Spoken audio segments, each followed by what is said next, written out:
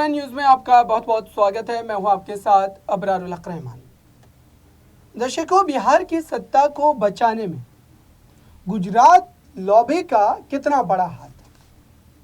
क्या बिहार में जो पूरा का पूरा खेल हुआ उसके पीछे कहीं ना कहीं गुजरात लॉबी है? और क्या प्रधानमंत्री नरेंद्र मोदी, देश के गृह मंत्री अमित शाह ने ही इस पूरे मामले को लेकर के सियासी तौर पर वो कदम उठाए जिसकी वजह से ये मामला जो है बनता या बिगड़ता दिखाई दिया? आज इसी मामले को विस्तार से समझेंगे और आपको बताएंगे कि आखिरकार बिहार में इस पूरे के पूरे खेल का सियासी मायने क्या निकाला जा रहा है, और कई रिपोर्ट्स भी दिखाएंगे दर्शकों। और इस रिपोर्ट्स के माध्यम से वो तमाम के तमाम सवाल जो है आपको कहीं ना कहीं मिल जाएंगे कि बिहार में नीतीश कुमार की जो इस्तीफे की बात निकल करके सामने आई थी वो कैसे आई थी और क्यों आई थी। सबसे पहले तो आप ये समझिए कि जब नीतीश कुमार ने अपना इस्तीफा दे दिया और जब वो एनडीए के साथ जाने के बाद मुख्यमंत्री पद की शपथ ले चुके, उसके बाद जिस तरीके से जो है फ्लोर टेस्ट का मामला बहुत दूर रखा गया, ऐसा लग रहा है कि फ्लोर टेस्ट से पहले ही इस पूरे मामले को लेकर के भाजपा में या जेडीयू में बहुत सारे कन्फ्यूज़न थे, और इस वजह से ही तमाम विधायकों को, तमाम नेताओं को एक मत करने के लिए इतना लंबा समय जो है वो लिया गया। अब ऐसे में सवाल ये पैदा होता है कि आखिरकार बिहार की राजनीति में इतना ज़्यादा समय या इतनी ज़्यादा नीतियों का इस्तेमाल क्यों किया जा रहा है। और आज मैं इस रिपोर्ट्स के माध्यम से वही सारे जवाब आपको देने वाला हूँ और ये भी बताने वाला हूँ कि आखिरकार वो जीतन राम मांझी जो अचानक से खफा हो जाते हैं और रातों रात ऐसा क्या खेल होता है कि जीतन राम मांझी के जो सुर हैं वो बदल जाते हैं। हालांकि जीतन राम मांझी ने जब इस सरकार में शामिल होने की बात कही थी उस समय मंत्री पद को लेकर के या फिर किसी और पद को लेकर के कोई चर्चा नहीं हुई थी, लेकिन जब सरकार में मंत्रालय का बंटवारा शुरू हुआ, जब सरकार में इस पूरे मामले को लेकर के स्थिति बदली, तो ऐसा लगा कि जीतन राम मांझी की लालसा भी बढ़ गई। उन्होंने साफ तौर पर नीतीश कुमार को, भाजपा को अपना बागियाना तेवर दिखाना शुरू कर दिया।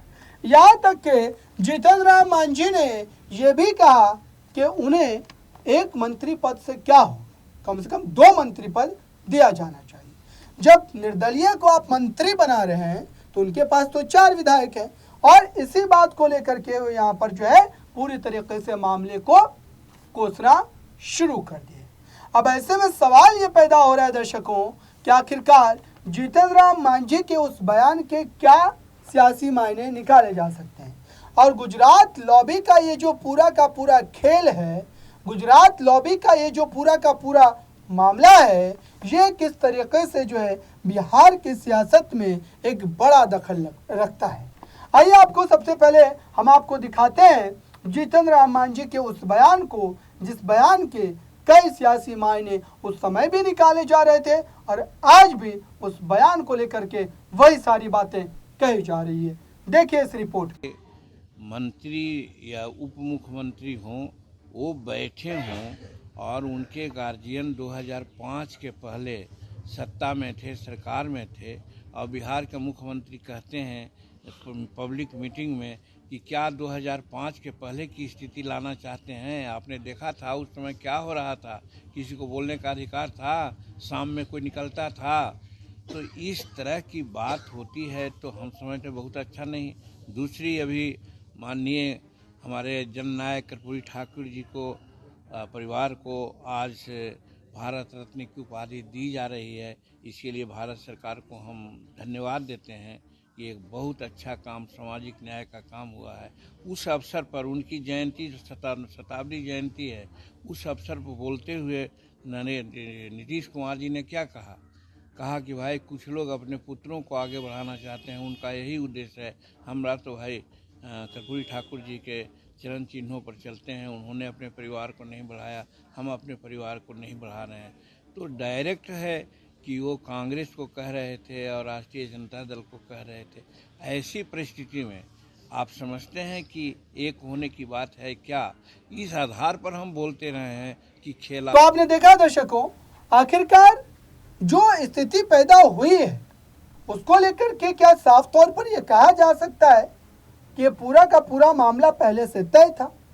चूंकि जब बिहार के मुख्यमंत्री नीतीश कुमार दिल्ली पहुंचते हैं प्रधानमंत्री नरेंद्र मोदी से मुलाकात करने, तो काला चश्मा लगा करके पहुंचते हैं और ऐसा लगता है कि वो शायद नजरें ना मिला पा रहे, क्योंकि जो उनकी भाषा रही थी आरजेडी में जाने के बाद, जिस तरीके से उन्होंने बयानबाजी की थी, जाहिर सी बात है कि उसको लेकर के ही वो काला चश्मा पहन करके गए थे। हालांकि नीतीश कुमार ज़्यादातर काला चश्मा पहने नहीं देखे जाते हैं और इस वजह से भी इसके कई सियासी मायने निकाले गए। दर्शकों, यहाँ तक कहा गया कि बिहार की राजनीति में नीतीश कुमार ने जो ये कदम उठाया है ये उनके लिए बहुत ज़्यादा फायदेमंद भी हो सकता है और बड़ा नुकसानदेह भी हो सकता है।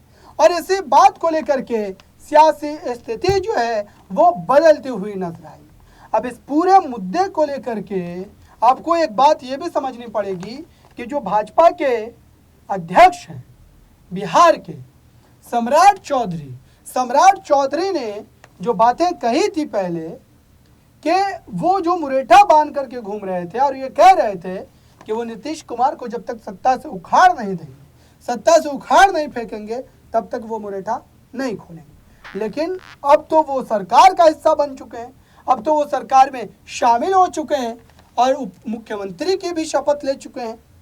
लेकिन उसके बावजूद भी ये कहा जा रहा है कि सम्राट चौधरी को इस बात का कहीं ना कहीं गम जरूर होगा कि मुख्यमंत्री वो नहीं बनाएंगे। और क्या उनको लेकर के जो स्थिति पैदा हुई है इसके भी कई राजनीतिक मायने निकलते हैं। देखिए सम्राट चौधरी ने आखिरकार अपने बयान में क्या सारे पक्ष रखे हैं। का काम करेंगे, जो अधूरे सपने छूट गए उसको पूरा करने का काम किया जाए। 2020 के चुनाव के समय हम लोगों ने पूरी तरह संकल्प लिया था और संकल्प घोषणा पत्र में हम लोगों ने डाला था 10 लाख रोजगार देने का भारतीय जनता पार्टी और जनता दल यूनाइटेड का कमिटमेंट था, उसको पूरा किया जा रहा है। 2021 में हम लोगों ने 1,75,000 सरकारी नौकरी निकालने का काम किया था और वो प्रोसेस में अभी तक पूरा नहीं हो पाया, उसको पूरा करवाने का काम हम लोग करेंगे। रोजगार भी देने का काम किया जाएगा, बिहार को विकसित तौर पर खड़ा किया जाएगा और रेवेन्यू के स्तर को भी ठीक किया जाएगा कि बिहार में कैसे अधिक से अधिक रेवेन्यू उपलब्ध हो, जिससे कि बिहार के विकास के काम पिछड़ों। तो आपने देखा दर्शकों, आखिरकार इस पूरे मामले को लेकर के जो स्थिति पैदा हुई है और जिस ढंग से ये पूरा का पूरा मुद्दा इस समय चर्चा का विषय बना हुआ है, और खास करके गुजरात लॉबी का जिक्र इसलिए भी किया जाता है क्योंकि गुजरात लॉबी इस पूरे मुद्दे को लेकर के सीधे तौर पर कहीं ना कहीं इस स्थिति को बताने की कोशिश कर रही है और 2024 के लोकसभा चुनाव में अपनी सीटों को लेकर के, अपने पूरे के पूरे मामले को लेकर के जाहिर सी बात है कि कहीं ना कहीं वो अपने पक्ष में भुनाने की कोशिश ज़रूर कर रही है। और यही वजह है कि विपक्ष के तमाम चेहरे, विपक्ष का बड़ा नेता इस बात को बार बार दोहराता है कि भारतीय जनता पार्टी की तरफ से क्या देश के प्रधानमंत्री, देश के गृह मंत्री और भाजपा के जितने रणनीतिकार हैं उन सभी के इशारों पर ही बिहार में खेला हुआ। चूँकि बिहार के अगर सीटों की बात करें, वो सीटें इतनी हैं कि भारतीय जनता पार्टी ये चाहेगी कि वहाँ पर उनको वो सारी की सारी सीटें जो है फिर से एक बार मिले। लेकिन अब जो कुछ घंटों का समय रह गया है और जो फ्लोर टेस्ट से पहले विधायकों को एकत्रित करने का जो काम चल रहा है, चाहे वो विपक्ष या सत्ता पक्ष के द्वारा बात की जाए, वो तमाम मामले दर्शाते हैं कि बिहार में कल के दिन कोई बड़ा खेल हो सकता है। और क्या गुजरात लॉबी बिहार की सत्ता को एक बार फिर बचा लेगी? क्या लालू प्रसाद यादव का वो पूरा का पूरा रणनीति फेल हो जाएगा? क्योंकि इस बात को लेकर के साफ तौर पर यह माना जा रहा है कि बिहार में अब आने वाले कुछ घंटों के बाद ये मुद्दा पूरी तरीके से बदलता भी नजर आ सकता है या फिर नीतीश कुमार जो अपनी सत्ता को बरकरार रख पाएंगे। इस खास रिपोर्ट में बस इतना ही। जुड़े रहें बड़ी खबरों के लिए नेक्स्ट न्यूज़ के साथ।